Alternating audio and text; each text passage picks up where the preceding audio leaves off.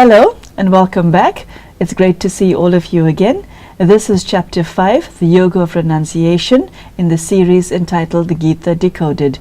Sister Denise has been sharing her wisdom and insight into all the previous chapters of the Bhagavad Gita, what it means and what its significance is in the life that we lead today in the 21st century. Sister Denise, a very warm welcome back. Thank you. So, the Yoga of Renunciation. Could you tell me why is it that renunciation is mentioned again, since it was mentioned in the previous chapters? I believe that the Gita was made like different sections by different people at different times, and at some point codified and put together. So I think that you've got a number of intellects looking at the same issue from a number of different angles. In that sense, it's an eponymous scripture, which many of them are. The other thing is that it's very subtle, and you're looking at something in comparison with something else in order to see it, the system of a foil. In the Raj Yoga that is practiced within the Brahma Kumari's system, we use the word tyag. And we say you have to have tyag, and then you have tapasya, and then there can be seva. So tyag, tapasya, seva. Tyag means renunciation, because without renunciation you can't really have yoga. So tapasya meaning intense yoga, and without those two you cannot serve. So in the Gita it speaks about action for world benefit, so we use the word seva for that. To take a look at the question of tyag by itself is actually very helpful, very insightful. So let's look at what is really the renunciation that prepares the soul for yoga. The chapter starts with Arjuna asking God which is superior, yoga or renunciation of actions.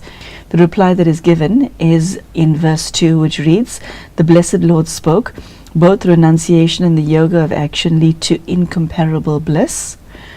Of the two, however, the yoga of action is superior to the renunciation of action." What do these terms mean? I think it's a further extrapolation of what we saw in Book 4. Renunciation of karma, karma sannyas, is a kind of an avoidance. If you can't do the right thing, do nothing at all, kind of thing. Whereas what is superior is act, but act so accurately that that action is renunciation, but you haven't renounced action, but you have renounced the involvement, the attachment, the emotional issues that arise with action, the possibility of temptation, and so on. May I interject, Sister Denise? The theory of what you just said and what is contained herein makes a lot of sense. But what does this mean practically? What it means practically, I think, is you say, okay, I am a person who wishes to focus on my spiritual development, as opposed to focus on developing myself materialistically. So what you're renouncing is the purpose of life, which is described in materialism as I'm here for the purpose of experiencing happiness right here, right now. The renunciation is a kind of investment, and that means I'm investing in myself with a view that my karma will be such that over the long period of time I will be experiencing all kinds of positive energies, all kinds of fortune. you know, it says renunciation, but it's really more like you're you're not taking the fruit of your action unripe. You're waiting until it really matures. Like in any investment, if you wait till it matures, you get a much better return than if you take it quickly. Sister Denise, verse 3 reads, "He is to be known as the eternal sannyasi, who neither hates nor desires, who is indifferent to the pairs of opposites, O Arjuna. He is easily liberated from bondage." What is meant by eternal sannyasi? I think what it means is that you're renouncing something that you can continue to renounce over a long period of time. For example, in the practice that we do in the Brahma Kumari's Raj Yoga, we talk about the different disciplines that you give up. For example, we practice to be vegetarian. You won't die from being vegetarian. You can continue to be vegetarian for the rest of your life. So this is considered as a permanent kind of renunciation of non-vegetarian food. So like that, there are certain practices that we do which is not just for a certain time. A contrasting thing would be if you do an austerity, like you're going to say, okay, I'm going to sit in a cave for 90 days and meditate. And at the end of 90 days you come out. So it's temporary. So it's a renunciation on a physical level which you can't continue for the whole life. Whereas the eternal sannyasi is he has renounced certain lifestyle permanently. I mean, some people, they say, okay, we're going to renounce food, we're going to do fasting. You can't fast until death because then you'll die. But if you fast from certain kinds of food, you can keep that up for your whole life. Sister Denise, I did note with some interest that the 6th verse reads as follows: "Renunciation indeed, O Arjuna, is difficult to attain without yoga. The sage who is disciplined in yoga quickly attains Brahman." I was relieved to see it being written in black and white that it is difficult to attain without yoga. That is renunciation. Knowing that it's difficult, what should a sincere effort maker do? I'll just give you from my own experience. When I began the practice of Raj Yoga, it was not told to me that this is easy Raj Yoga, although the Brahma Kumari's Raj Yoga is called Sahaj Raj Yoga, easy Raj Yoga. But I was coming to it thinking that it's really difficult to do this, because my mentality, my personality is the type that says if it's easy, it's not worth doing. If it's difficult, it means that if you can do it, you've really achieved something. So I would actually be the kind of person who would choose the difficult thing with the thought that you attain something almost unattainable. That's very special, that's worth it. Sister Denise, please explain what verse 7 means, and I specifically referred to line 1 and 2, which reads, "He who is devoted to yoga, whose self is purified, whose self is subdued, whose senses are conquered, whose self has become the self of all beings, is not tainted even when acting."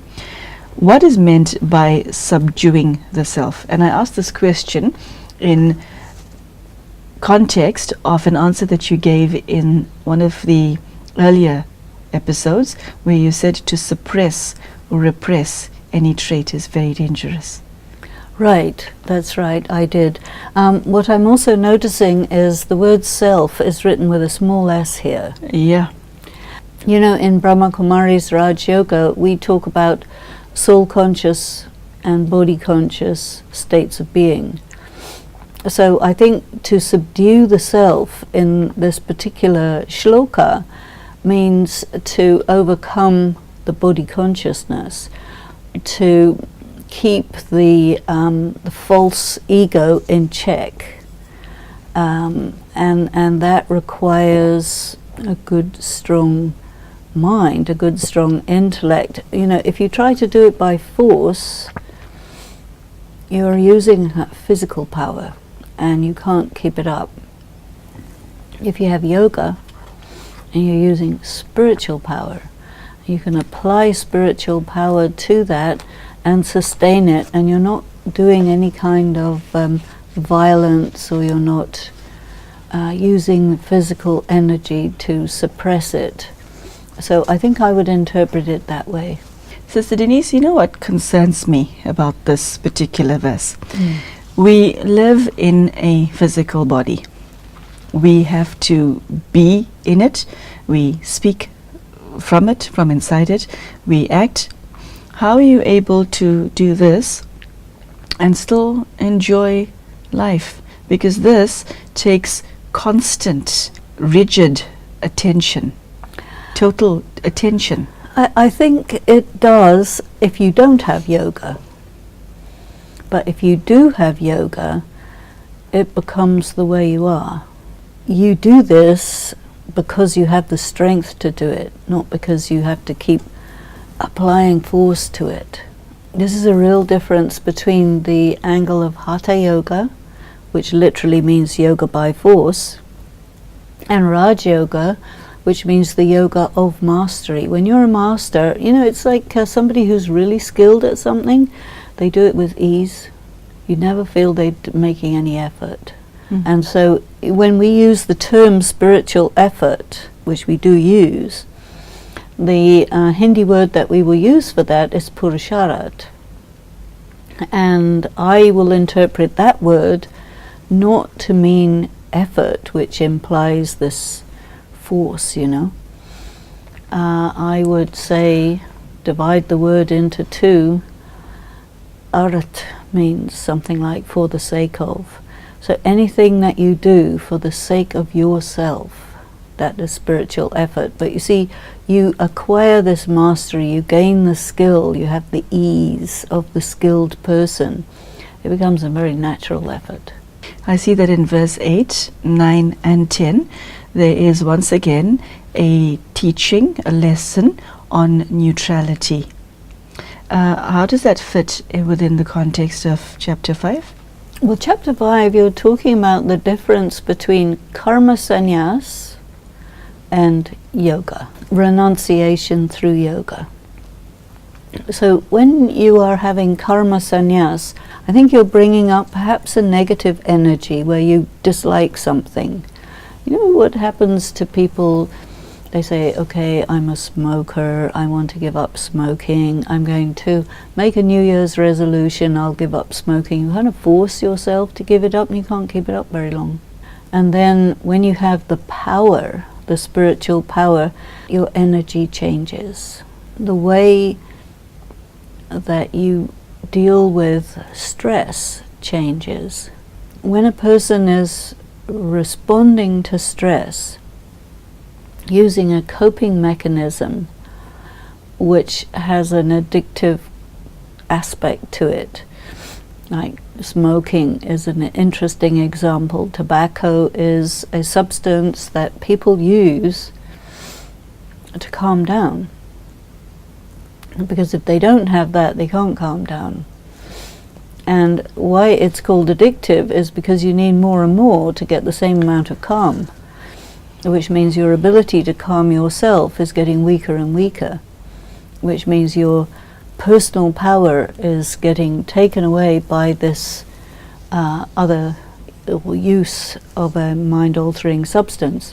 When you're doing yoga, you're taking energy from the Supreme Being, adding that to your energy and changing your energy from being okay to a certain point to being very okay, or even to be quite capable of managing your feelings. Sister Denise, I see the imagery that is used in verse 10 is a lotus leaf by the water. And the word evil is used in the sentence before that. What does that mean to you? The image of the world as a dirty pond with lotuses growing in it is quite a traditional one. When you see a lotus pond, you see the lotus flowers above the water individually, and there's various lotus leaves also sticking up. And you don't see the water, you know, the water it's growing in is stagnant, dirty, and under the water the lotus roots are very, very connected with each other and entwined and entangled with each other. But the lotus is used to refer to a person who is in the world but not of the world. So you are a person who's in the world, you're detached, you're free, you're individual, you're independent, and behind that appearance you have all your connections, but you're not constrained or in bondage or anything. You have your freedom. So this lotus example is very often used. You'll see in Buddhism the lotus everywhere. The Buddha's sitting on a lotus. All the Hindu gods and goddesses, they're also sitting on lotuses or standing, you know. So and the lotus is one of the weapons of Vishnu. It's a weapon. How a flower becomes a weapon is because when you are in that position of detachment, you're unassailable. I like that term, unassailable. Very powerful. Sister Denise, I'm now moving on to verse 11, which reads, the yogins perform action towards self-purification. I find that term very interesting, and I'm looking at it particularly in light of the resistance that a yogin faces in this world that pulls you into impurity. I asked this question in an earlier episode in a different context, but this word self-purification, I mean, there is nothing in this world that's remotely pure. The yogin has this noble intention and is facing that amount of resistance. It's like the glow of a tiny firefly in a world full of darkness. When you have a great amount of darkness and there's a little light in it, what are you looking at? Looking at that little light. How does the yogin achieve self-purification, having abandoned attachment? Okay, let's look at the word purging. An analogy that we use in Brahma Kumaris for purification is gold. When gold has alloy mixed into it, if you want to extract the alloy and get left with just the pure gold, you have to keep it in a crucible and you have to put it in great heat so that the alloy burns off. And I think this is really what the yogin is doing. A yogin means somebody who stays in yoga. And yoga is also considered as a fire. When we're born in the karmic consequences of some previous lives, and so we're caught in this, you can say, this impurity, that we are here in these certain bondages because we must have engaged in one or another kind of impure action of one sort or another. Okay. So you want to remove that alloy from the gold of your soul. And so therefore you engage in different activities, different kinds of yoga, which are going to pull that out. And there's another thing that I would draw your attention to. What we experience when we do very intense yoga, right? For over a very long period of time, very focused, it will cause an access to the deepest part of your consciousness to open up. And that will cause the impurity that's normally buried, hidden away, and not looking like it's there, to actually come from your subconscious to your conscious mind. And that may cause you distress or disturbance or horror, because you say, well, I never knew that I was capable of this kind of thinking, feeling, or whatever, but here it is, what do I do with it? It's really a matter of understanding. Sometimes it is said that it corresponds or resembles Ayurvedic medicine. And one of the actual descriptions of God is Vaidyanath, you know, the Shiva lingam of Vaidyanath is that he is the surgeon, the lord of medicine. And what does medicine do is it causes the deep hidden illness to come to the surface, because you cannot deal with things that are in your subconscious. You don't have access to it. But what very intense yoga will do is bring it to your conscious mind, and then you have to say, okay, now I have to deal with this because this darkness is within me, and it's kind of purging, you see. And you have to let it come out because it doesn't belong inside.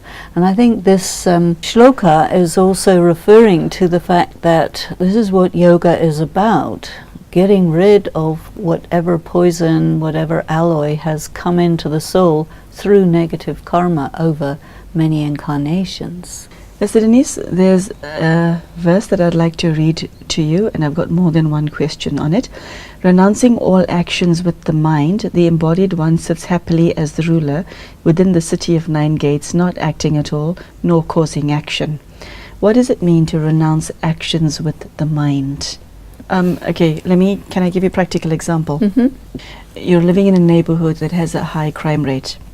So you say to yourself before going to work, I need to make sure I lock the windows and the door and put the safety door on and switch on the alarm.